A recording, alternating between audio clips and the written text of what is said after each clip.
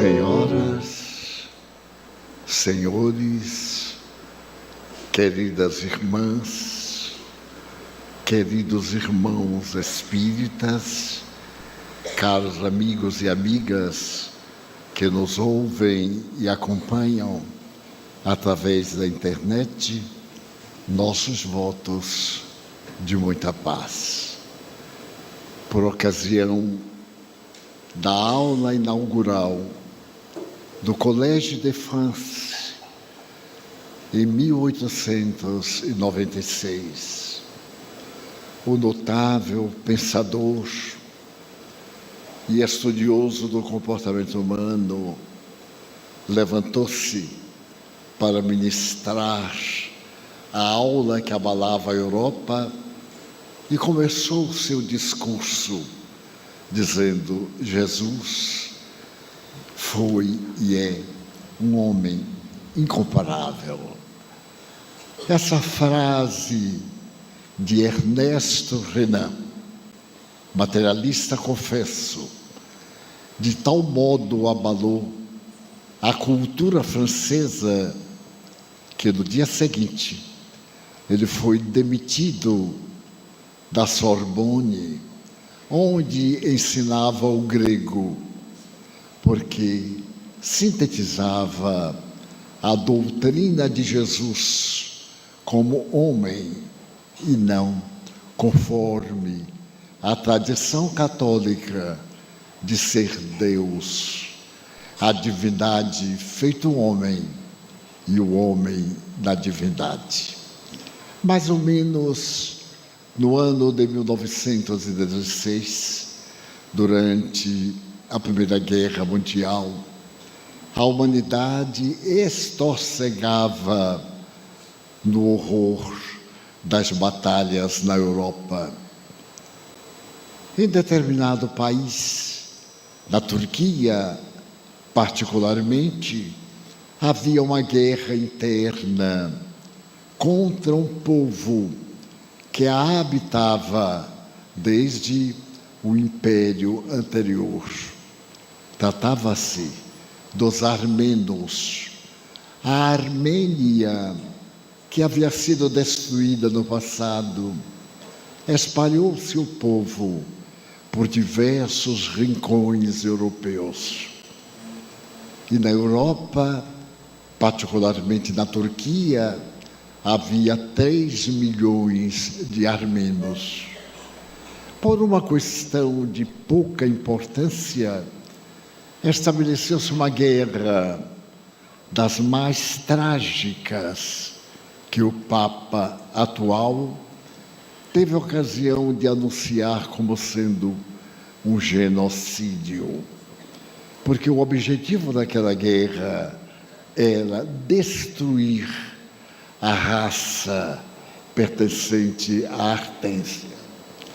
Naquela oportunidade, em toda parte do país, em um pequeno rincão de terra, a guerra matou em apenas 1 ano e meio aproximadamente 1.500.000 pessoas que pertenciam à Armênia, pelo crime único de pertencer a uma outra raça. Foi nesse momento calamitoso que a humanidade chorava a guerra mundial e a Turquia estorcegava na sua guerra íntima contra aquele povo que necessitava de uma pátria, de um pedaço de terra.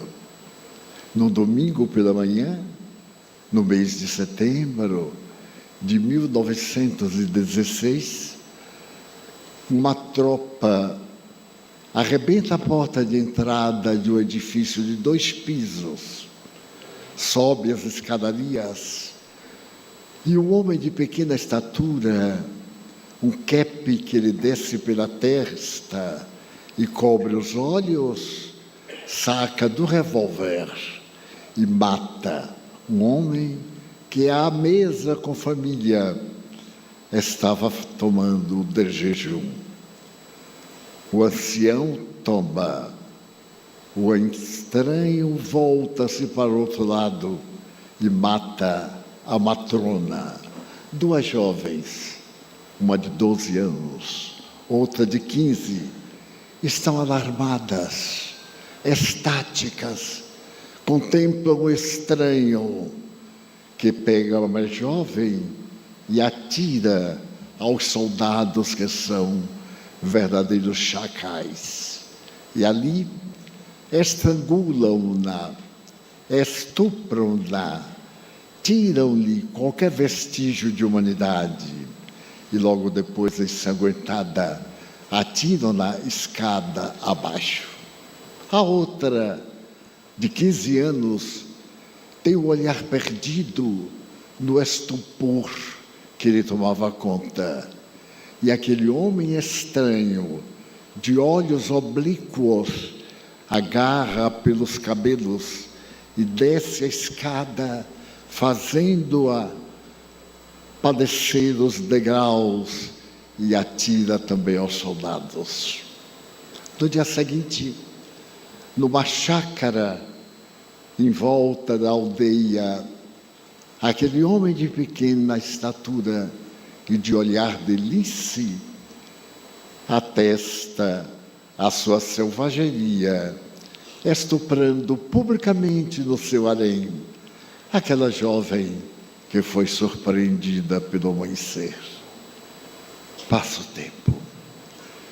Um ano depois, aquela jovem que era uma escrava sexual consegue fugir, salta o muro e desaparece no silêncio do tempo.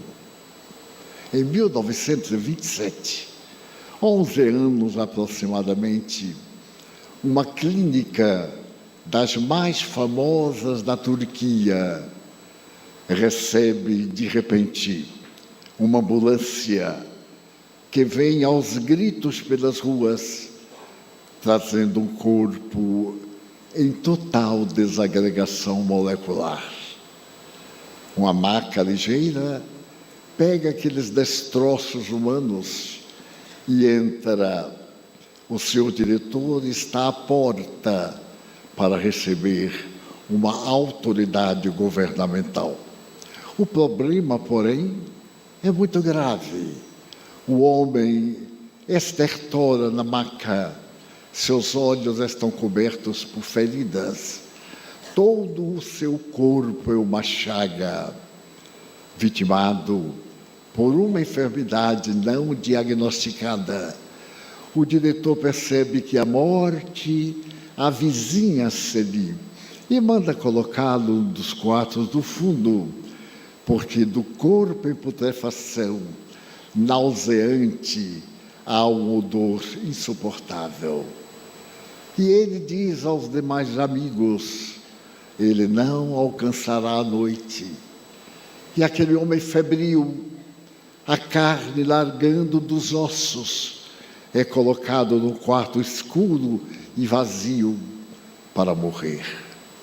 Entretanto, o diretor da clínica procura um médico para o atender nos últimos instantes. Não o encontra. Todos procuram uma justificativa, afirmando que a morte logo tomá-lo-á nos braços. É inútil, mas o diretor compreende que a função médica não é evitar a morte, é dignificar a vida. Mesmo nos momentos mais graves, a medicina tem o dever de proporcionar ao paciente um pouco de dignidade humana. Ali estava uma enfermeira consultando os registros de outros pacientes. E o diretor sorri pela descoberta e chama. Ela é muito conhecida no hospital. A sua bondade, o seu gesto de carinho, a sua forma de receber o próximo, desde há 2 anos, comove a cidade. E o diretor pergunta-lhe: a senhorita teria como atender o paciente que está morrendo neste momento? Ela sorri. É tímida, balança a cabeça e diz entre dentes: mas é a minha função. Eu sou enfermeira e terei muito prazer em atender o moribundo. Ela passa na sala de produtos medicamentosos, toma um pouco de gás, alguns bálsamos e vai internar-se naquele quarto que a morte a rodeia com a sua feição sinistra. Ela nem sequer pergunta o nome do paciente. Ele está numa espécie de coma e ela cuida, retira a parte apodrecida dos tecidos, corta-lhe músculos que agora fremem ante a febre e a degenerescência. O paciente não morre naquele dia, nem naquela noite, nem naquela semana, nem naquele mês, nem no mês seguinte. 2 meses depois, ela volta ao seu trabalho nos arquivos. O diretor recebe agora a visita governamental de uma grande personalidade do país. Vem receber aquele paciente que foi recuperado. E o paciente diz: agora que eu volto ao governo, irei beneficiar essa clínica com recursos que possam salvar outras vidas. E o diretor lhe diz: Excelência, eu agradeço profundamente a sua preocupação com nossa clínica, mas ela não fez nada. A sua vida é devida àquela jovem estranha. E ele diz: de fato, eu quase não me lembrava, porque em nossa longa jornada eu praticamente não lhe ouvia a voz, mas a todo e qualquer instante senti as suas mãos retirando-me tecidos podres e dando-me dignidade para a vida. Então, Excelência, agradeça-lhe. O militar movimenta-se, retira um cape que traz à cabeça, a testa larga, os olhos são de uma fera, oblíquos, e dão à sua face o aspecto dos felinos. Ele se aproxima da moça, distende o braço e lhe diz: muito obrigado, você salvou a minha vida. Ela o olha com o seu braço para baixo e faz uma reverência, abre a boca com dificuldade e diz: foi Deus. Deus salvou Sua Excelência. Então ele é surpreendido e lhe pergunta: você não é turca? Porque o seu acento é outro. E ela redargui: é verdade, eu sou armena e falo turco como qualquer estrangeiro. Armena, eu me lembro da Armênia, lá por volta dos anos 15, 16, eu me lembro, quando nós estivemos em guerra.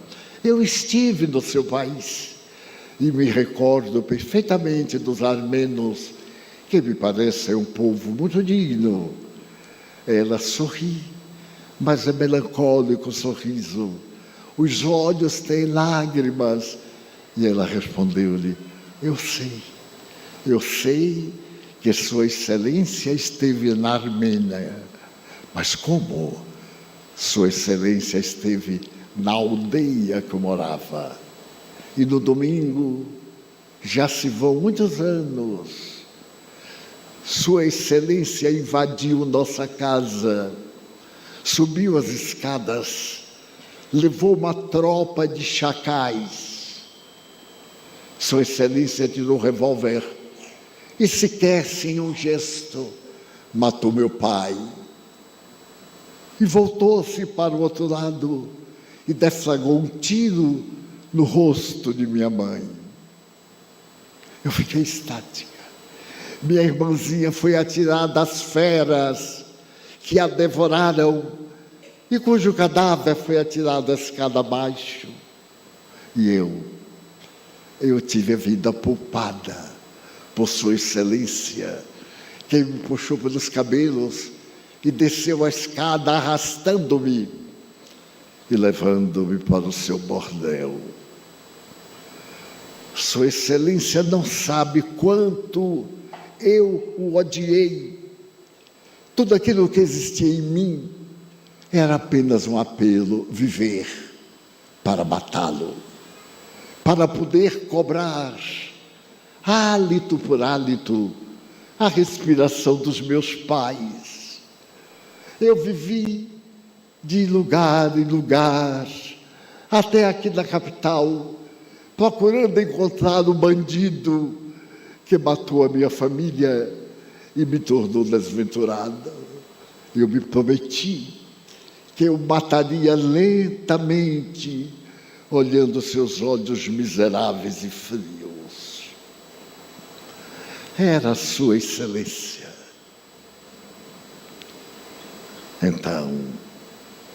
Então, quando eu cheguei, eu devia estar muito mal, que você não me reconheceu. Não é verdade? Não, Excelência. A sua face, este rosto pétreo, essas mãos criminosas que desgraçaram o meu povo. Logo que eu vi, eu o reencontrei de surpresa e o reconheci. E por que não me matou? Excelência, nesse ínterim, eu fui apresentada ao homem que morreu faz muitos séculos. E eu vi na cruz, ele estava sem energia, o suor que porejava na face era dos vasos sanguíneos, e o suor era de sangue, a cabeça coroada de espinhos, o corpo vergado pelo tétano dos espinhos arrancados da lixeira.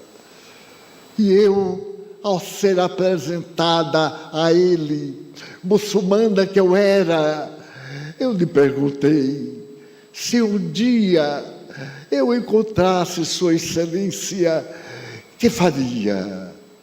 Ele que somente amou, esteve preso no madeiro da infâmia e não teve uma reclamação sequer. Quando teve forças, encheu os pulmões que estavam cravejados pela madeira que lhe penetrava pela pele. E então, num hausto de amargura, ele olhou a multidão ali no monte chamado Caveira e disse: meu pai, perdoa-os, eles não sabem o que fazem. Então, quando eu o vi na maca, eu disse: meu pai, perdoa-o, ele não sabe o que faz. E eu o perdoei, porque agora eu sou cristã. Agora eu sigo Jesus. E distendeu a mão, olhou bem para aqueles olhos felinos e disse que Deus o abençoe.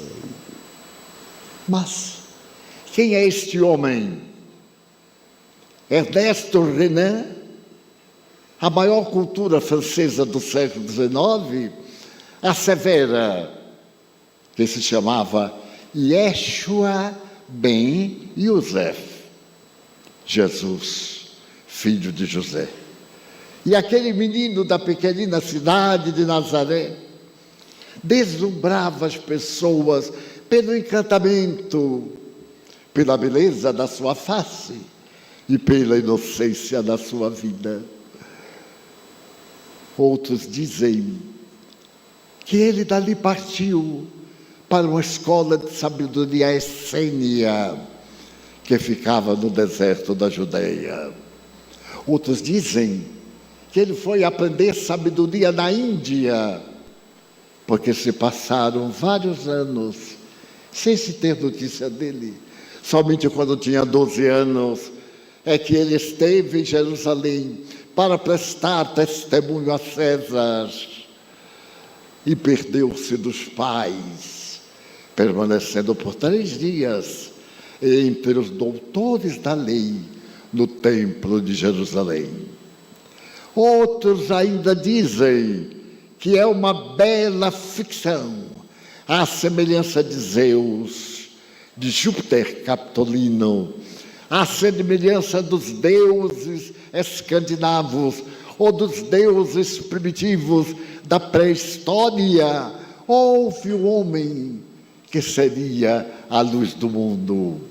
A humanidade tem necessidade de mitos, tem necessidade de transcender a matéria. Mas quem era esse homem? Os melhores escritores asseveram que, quando ele tinha 4 anos, na modesta casa entre rosas, ali em Nazaré, uma prima de sua mãe veio passar o fim de semana. Estava grávida, como sua mãe também estava grávida. É interessante, ou melhor, outros autores dizem que não havia gravidez. Elas estiveram grávidas anos antes. E depois de conversarem muito, como as mulheres fazem, de repente, uma perguntou à outra: aonde está Yeshua? E a outra disse: deve estar com Iocanã. E as 2 mulheres correram, porque a cidade é muito acidentada. Ela fica numa fralda das montanhas da Judeia. E as 2 correram à rua e olharam para o horizonte em que o sol declinava, e viram 2 vultos daquele recortar de sombra e de luz. As 2 mulheres correram, era um perigo, poderiam descer a montanha arrebentando-se. Então foram pé ante pé. Um deles, Iocanã, João, estava debruçado sobre uma pedra e olhava a planície lá embaixo. O outro estava de pé. A face estava séria e o braço direito estendido. Parecia um general apontando o campo de batalha para os seus soldados. Então cada mãe abraçou seu filho e uma delas disse: meu filho, por que me preocupas tanto? E ele olhou para a natureza e disse: mamãe, eu estava cuidando das coisas de meu pai. Yeshua, eu já te disse 1000 vezes que teu pai é José. Ele sorriu e não disse nada. No dia seguinte, quando Isabel partiu de volta à sua casa, ali na saída, Isabel disse: Jesus, tu queres vir conosco? E ele respondeu muito sério: não. É necessário que João vá primeiro. Era um vaticínio. Esse Jesus atravessará a história como seu maior enigma. A humanidade já tem escrito, segundo a biblioteca do Senado americano, aproximadamente 25 mil biografias de Napoleão Bonaparte. Mas Jesus, já foram escritas mais de 50 mil biografias. Bem, nem todas a favor. Jesus, o revolucionário, Jesus comunista, Jesus, o Filho de Deus, 50 mil vezes. E ele continua uma incógnita. Para aquele que tem sede, é a água lustral. Para aquele que tem fome, é o pão que mata toda necessidade. Para aquele que ama, é a compensação. Mas, para a humanidade, é a luz dos séculos, que jamais se apagará da consciência cósmica da humanidade. Quem é Jesus? A história que dividiu a humanidade em duas grandes facetas, não teve como situar Jesus na história dos povos. Então, dividiu a humanidade antes dele e depois dele. Tão grande ele era, que não coube na história da humanidade. Entretanto, escreveu essa de Queiroz, o grande escritor português, que das terras próximas do Rio Jordão vivia uma viúva muito pobre, que tinha o filho doente com as febres. E a criança dizia: mamãe, eu queria tanto ver Jesus, de quem ouvi falar no poço do pai Jacó. E a mãe, pela janela aberta, contemplando as terras áridas, voltava-se para o filho doente e dizia: Jesus, meu filho, não é para ti, para que o encontres. Hoje mesmo eu vi passar os escravos de Obedo, estavam procurando por Jesus de casa em casa, para poder atender a sua filha que estava doente. Também eu ouvi falar que o general que aqui se hospeda em nome de Roma estava procurando Jesus. E Jesus é estranho, nunca está onde pensamos que vamos encontrá-lo. E nós, viúva eu, enfermo tu, na miséria, e começou a chorar.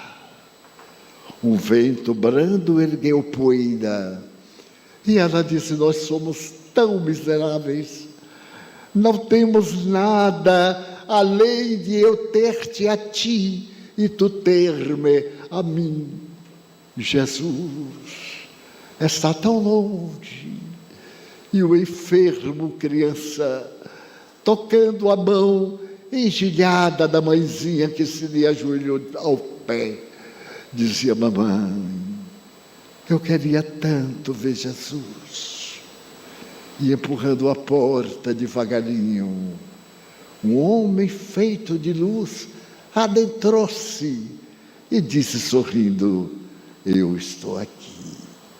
Tocou a fronte da criança e disse: eu sou Jesus. Quem é Jesus?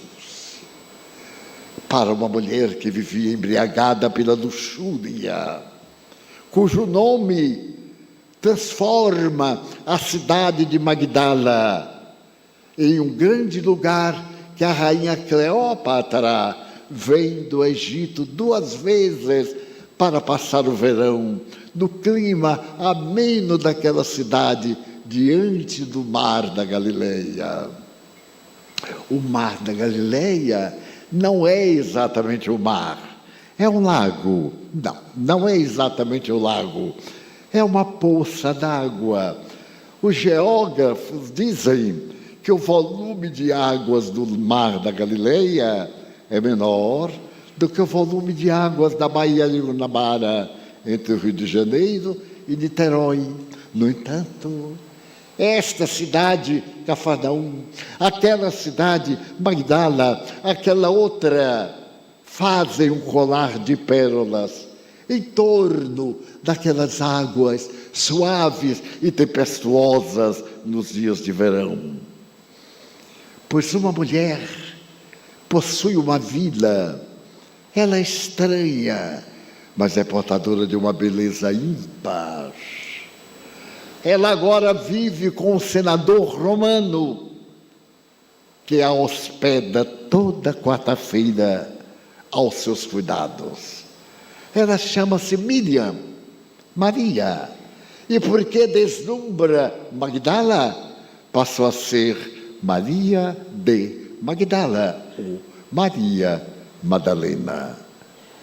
E esta mulher, que vivia da luxúria e do prazer, um dia numa liteira, em que o amante traz de volta à cidade para o prazer, encontra um ranceniano que rasga no peito os vestidos usados e diz: Senhora, ajude-me a ir a Cafarnaum para encontrar aquele que nos limpa da lepra, aquele que nos restitui a saúde. Senhora, ela abre a cortina de seda e com desdém vê aquele homem de rosas roxas e podres no corpo.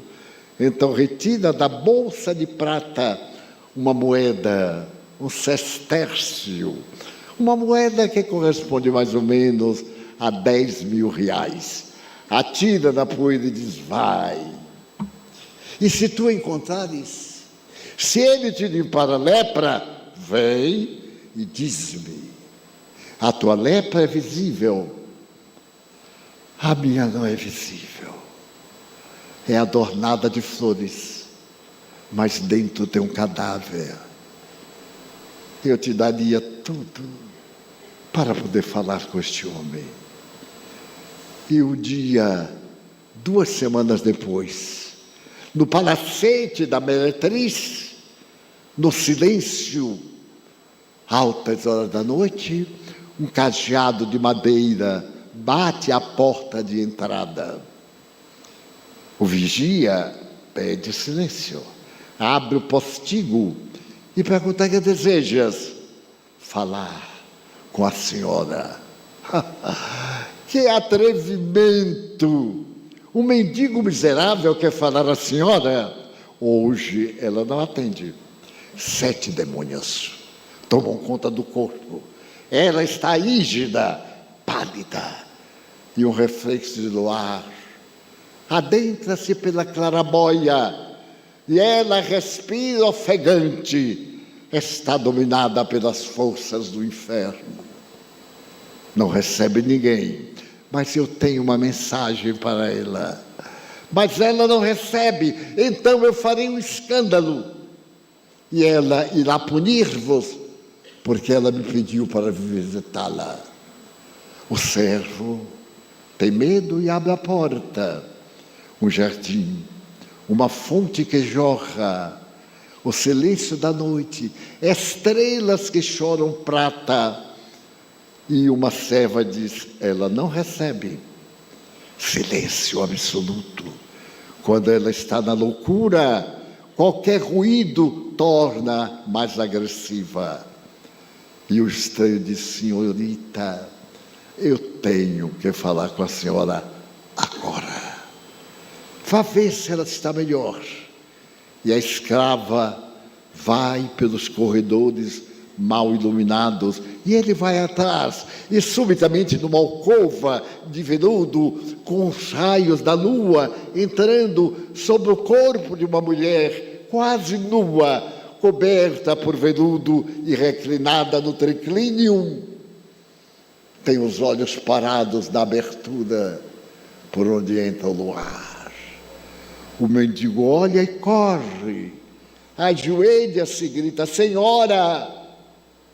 A mulher está estática. Senhora, eu vi Jesus. Senhora, eu vi Jesus e ele limpou-me. Rasga no peito a camisa e diz: vede, as rosas murchas da carne podre desapareceram. Ele está aqui perto. Ele está muito perto, senhora. Vinde comigo. A mulher, parecendo despertar de um letargo, cobre a nudez, senta-se e olha para o mendigo. Foste aquele a quem eu dei a moeda? Sim, senhora, e eu venho dizer que ele está esperando-vos. está aqui próximo. Ele nunca dorme 2 vezes na mesma casa e amanhã já não estará aqui. Ela disse: ele te curou. É muito fácil curar feridas do corpo, mas as minhas são feridas da alma. E ninguém me pode curar, Senhora. Mas aqui também em Israel, os profetas curam os miseráveis, mas não as prostitutas. A elas é reservado o apedrejamento até a morte. Senhora, vinde comigo, aqui perto. Tomai a vossa barca e vinde, Jesus está esperando-a. Ela titubeia e ele puxa um pedaço de corda que leva ao sinal interior. Vem um homem correndo e ela diz: prepare a barca. Daí a meia hora, naquele céu transparente, de estrelas que bailam e que cantam sobre as águas tranquilas do mar, uma barca viaja lentamente na direção de Cafarnaum. Meia hora depois, a barca se crava na areia úmida. Está o barqueiro, o mendigo e a meretriz. E o mendigo diz: a casa é aquela, senhora. Vede a porta dos fundos está aberta. Ela se levanta, o seu traje transforma numa dama, cobre-lhe todo o corpo até os pés. Sobre a cabeça, um péplo, um manto, e diante da noite enluarada, aquele vulto pálido de mulher caminha pela areia molhada até a porta de entrada. Não necessita bater a porta, empurra suavemente e um quadrado de luz cai sobre a sala escura. Sentado numa pedra está aquele homem. Ele olha para a entrada e ela desfalece. Nunca houvera visto tanta beleza. Jamais tivera tido a oportunidade de ver tanta beleza. O rosto dele tinha uma suave iluminação. Os olhos eram 2 estrelas cravadas no céu da face. Então ela faz: Rabone, mestre querido. E ele sorri e lhe responde: Maria. Tu me conheces? Oh, Maria, ergo bonus pastor sum.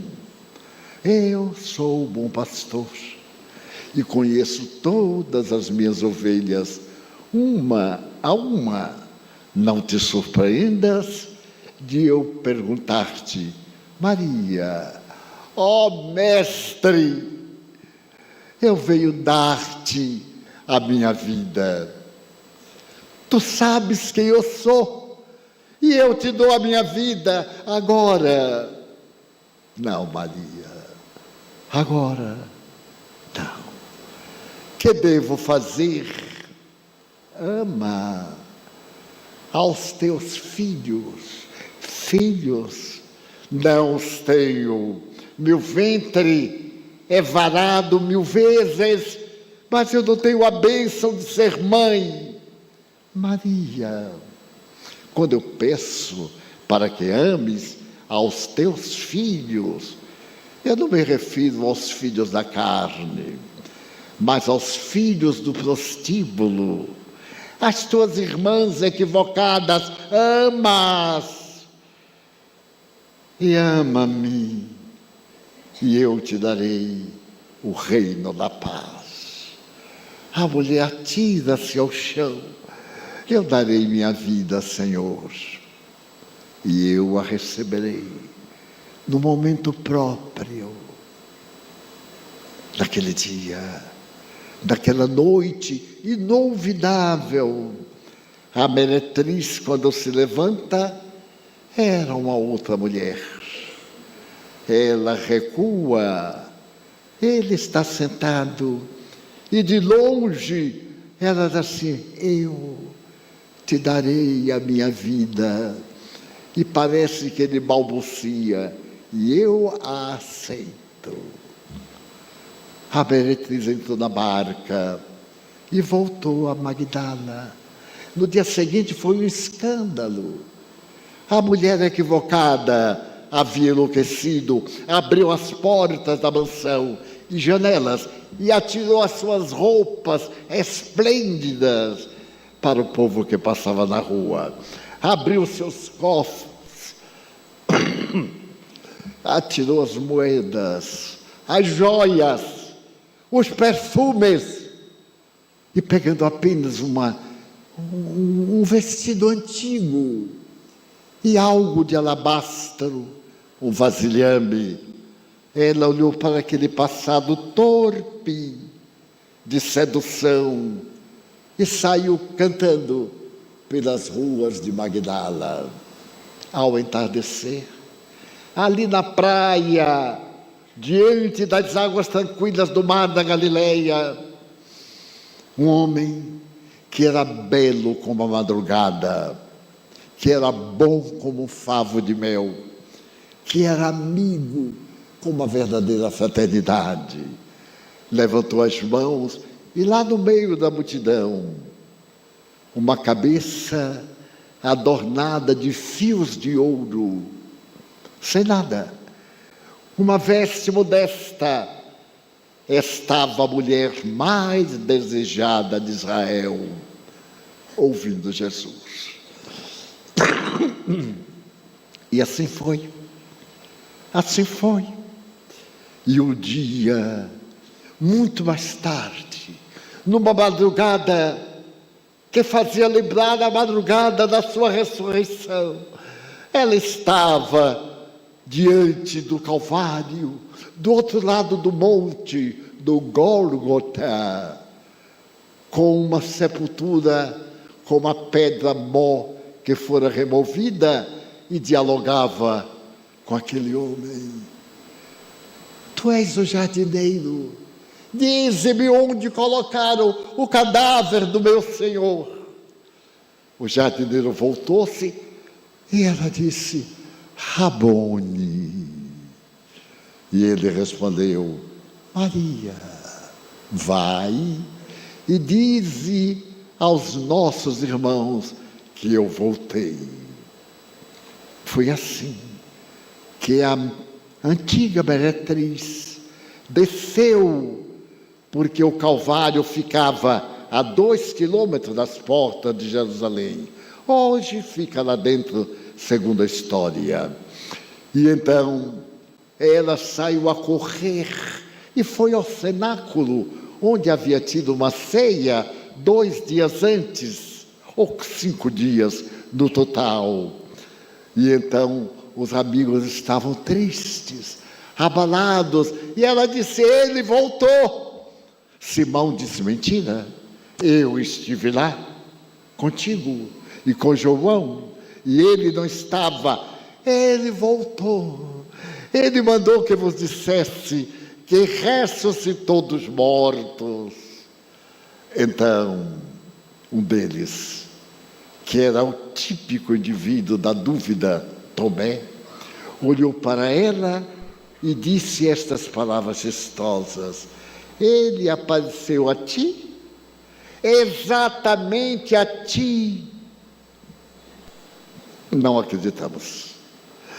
Ela era mulher e sabia que as mulheres valiam pouco, e ainda, especialmente agora que vale o sexo, que se entregam ao desbordar das paixões e esquecem de Maria, a dama modelo da humanidade, e esquecem da família, da própria mãe, do próprio filho, em que se torna objeto de prazer e de luxúria. Então aquela mulher que fora uma meretriz, ninguém poderia acreditar nela. Ela então se envergonha do passado e meneia a cabeça suavemente, suavemente. Quando então ela sente o toque de duas mãos, era a outra Maria de Nazaré, que ele diz ao ouvido: minha filha, eu acredito em ti, meu coração de mãe, diz-me que tu viste meu filho. As duas se abraçam. E para mim, é a maior lição do Evangelho. Porque ele não apareceu a João, a quem amava. Não apareceu a sua mãe, a quem muito amava. Apareceu a meretriz. Porque ela é que necessitava de luz. Nós, os pecadores. Mas eu não gosto dessa palavra. Joana de Ângeles me diz: meu filho, não há pecadores, há pessoas equivocadas. Para encontrar a verdade, primeiro a pessoa se debate no equívoco, no erro. Então as pessoas equivocadas como nós, entre dois mundos que nos comprimem, necessitamos mais do que nunca daquele homem. Por isso ele apareceu a Maria de Magdala, que apodreceu mais tarde em Éfeso, na casa de João, onde estava Maria, e ela foi morrer de hanseníase, depois de haver dado a sua vida a Jesus. Na cidade de Éfeso, na Turquia, próximo do mar Egeu, o mar grego, que recuou 8 quilômetros das praias, numa casinha que foi identificada por um amédio no século XVII, em que viveu Maria ao lado de João, na igreja de Éfeso. Maria de Magdala morre. E diz uma lenda que naquele dia de sol, naquela manhã grega, uma luz estranha ascendeu aos céus e um astrônomo de origem fenícia percebeu uma estrela nova. Não era. Era Maria de Madalena entrando no paraíso, no reino da glória. Este é o homem. Eu venho para que tenhais vida, e vida em abundância. Eu era muito jovem. Lembro-me como se fora agora. Havia sido o mês de junho de 1956. Eu estava começando a divulgar a doutrina espírita e sonhava com este homem que fascinou a minha vida, que mudou o rumo do meu pobre destino. E na casa em que eu me hospedava e deveria pronunciar algumas conferências da então capital da República, aconteceu algo inesquecível, que é a semelhança do encontro com Maria, a de Magdala, dividiu a minha vida em antes e depois. Eu dormia e de repente eu tive um sonho, daqueles sonhos em Technicolor, que Carl Gustav Jung, o grande psicólogo, tem a ocasião de dizer: é um desdobramento da personalidade. Eu estava fora do corpo. E nesse momento eu viajava voando. Era o fenômeno da levitação. Mas o meu corpo estava no leito. E de repente, o amigo que me ajudava na Mansão do Caminho primo meu, Nilson de Souza Pereira, aparecia. Eu dizia: Nilson, és todo desdobramento. Ele sorriu e me disse: eu também. Então eu segurei-lhe a mão direita e andamos. Havia um lago, a água transparente refletia o céu. Eu fiquei olhando para o céu e as nuvens formaram o perfil. E eu disse, curioso: Nilson, olha para as nuvens, parecem um ângulo do rosto do Pai ou do Filho Jesus. Mas quando ele olhou, já não havia. Ele: que pena. E ao abaixar os olhos, a 5 metros, estava alguém com uma túnica marrom, um manto vermelho à esquerda, a cabeleira longa, anelada, numa tonalidade do cobre velho ou do ouro manchado. E ele voltou a cabeça lentamente, como se desejasse olhar para trás, onde eu estava. Então eu apertei a mão do meu amigo e irmão e disse assim: Nilson, é Jesus. E fiquei no estado de êxtase. Então eu ouvi ipsis verbis: ama, perdoa àqueles que te ofenderam. Imediatamente eu fiz uma reflexão. Ninguém nunca me ofendeu. Eu era jovem, eu estava com menos de 30 anos. E então, sem a menor dificuldade, a voz repetiu: ama aqueles que te ofendem.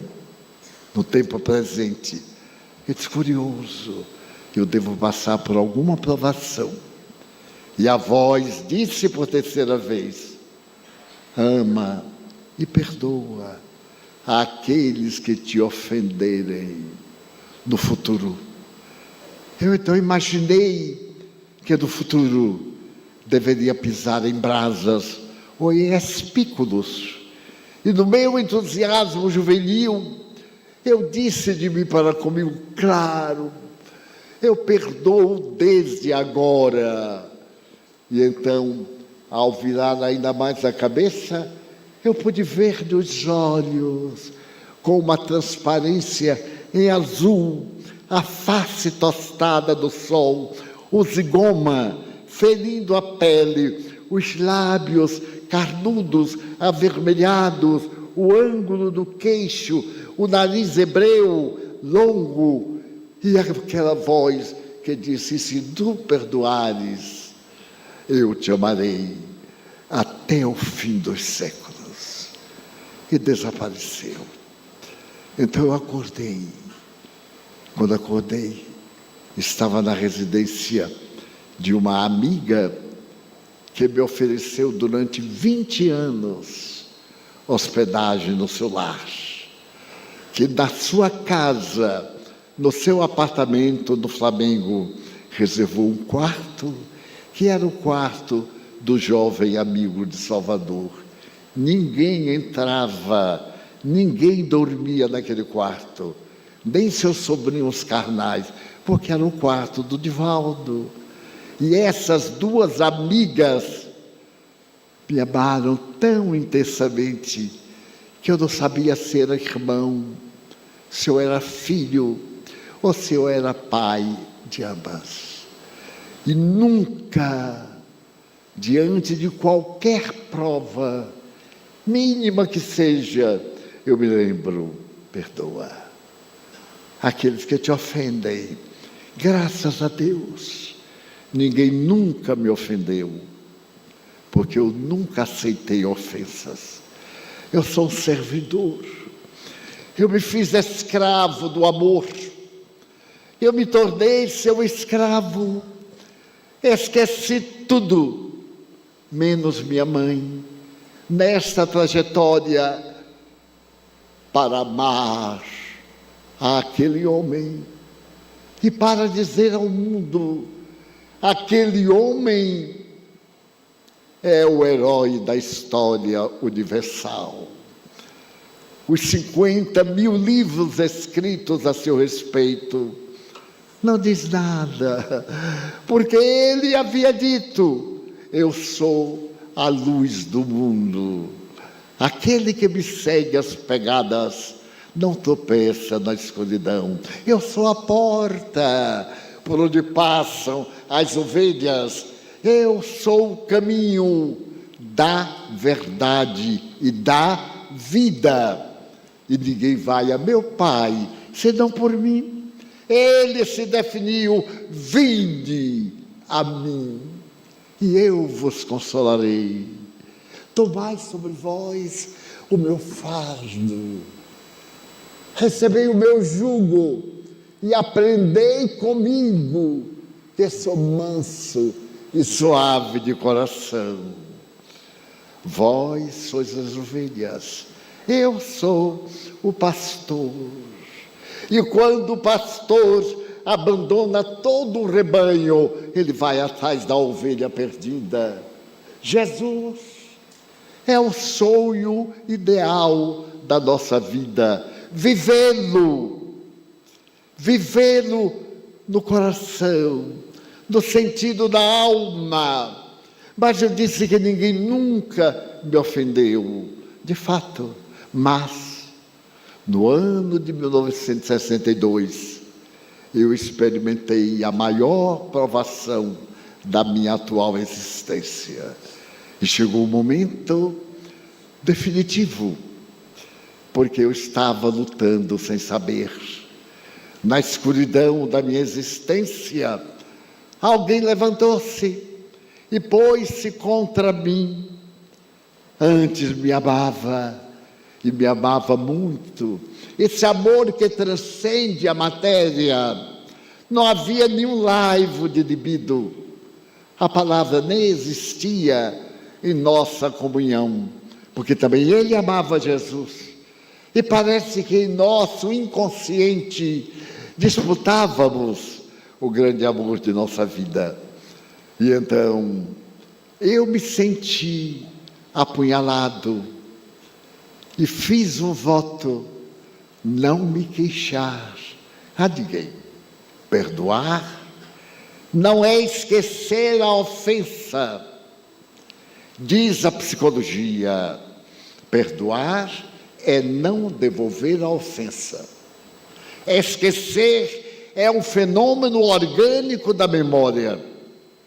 Muitas vezes queremos esquecer de algo e a área neuronal da memória não esquece. Outras vezes queremos lembrar de uma coisa e as células superpiramidais não nos permitem recordar aquilo que desejamos. Mas todos nós podemos não devolver a ofensa que alguém pensa que nos está fazendo. Então eu me lembro que naquela noite, 10 de junho de 1962, a minha noite, conforme denomina São João da Cruz, a noite pesada da alma, a minha noite da alma, que a psicologia junguiana nos convida a reflexionar muitas vezes sobre esse arquétipo, o arquétipo da melancolia, o arquétipo do desajuste, e que ao mesmo tempo Jung diz que é necessário descer ao fundo do abismo para encontrar o self, ao invés de pensar exclusivamente no ego.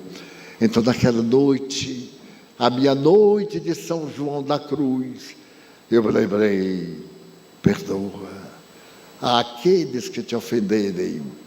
E eu me prometi perdoar, não devolver e esquecer. E quando o tempo se passou, já se passaram mais de 50 anos, eu esqueci completamente a ocorrência. E ainda durante a existência, um dia, lembrando-me do perdão, de apertar a mão do inimigo, bem, daquele que se fez meu inimigo, porque eu não sou inimigo de ninguém. Estou de braços abertos, porque eu sou a ovelha que pretende passar pela porta e receber o pastor, que está esperando com um sorriso. Um dia eu tive a oportunidade de abraçar um amigo que, na minha opinião, se equivocara. Talvez ele pense que não, mas ao abraçar, ele me perguntou as palavras exatas: que bom que você veio. Eu disse: pois é, amanhã eu estarei viajando à Europa e é dia de meu aniversário. Eu achei que o presente melhor que eu me dava e a recordação mais feliz que eu me oferecia era receber de você um abraço de perdão. Perdoar-me se eu lhe causei alguma coisa desagradável. E então choramos em silêncio. E não foi necessário dizer mais nada, por causa daquele homem.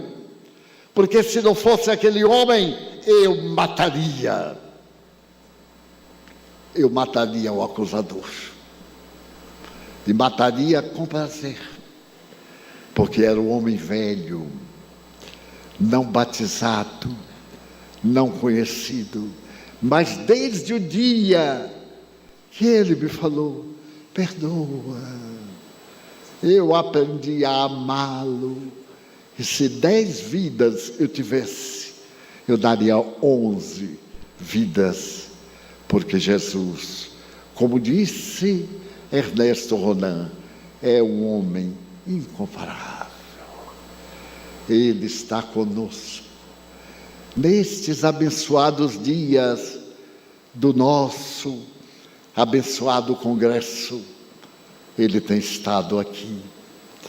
Bem, não exatamente da forma biológica, mas na projeção do amor.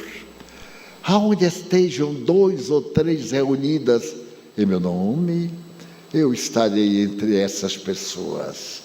E onde quer que estejamos, como agora, o nosso silêncio é uma prece a este homem, ao filho de Maria e de José, a este homem como nós, que atingiu o mais elevado estágio da vida, o estágio cristão. Ó Senhor, quanto eu gostaria de dizer-te que eu te amo, de repetir, qual no Monsenhor Horta, a sua prece magnífica: Pai nosso, que estás nos céus, na luz dos sóis infinitos, Pai de todos os aflitos deste mundo de escarcéus. Bem-aventurado seja o teu nome, na luz dos sóis inclementes, deste mundo de ardentes que seguem da ilusão. E a prece do Monsenhor vai chegar ao clima: perdoa a nossa vida, como perdoamos ao nosso irmão. E concluímos que a tua ideal igreja seja o altar onde se faça o teu amor. Que assim seja. Muita paz.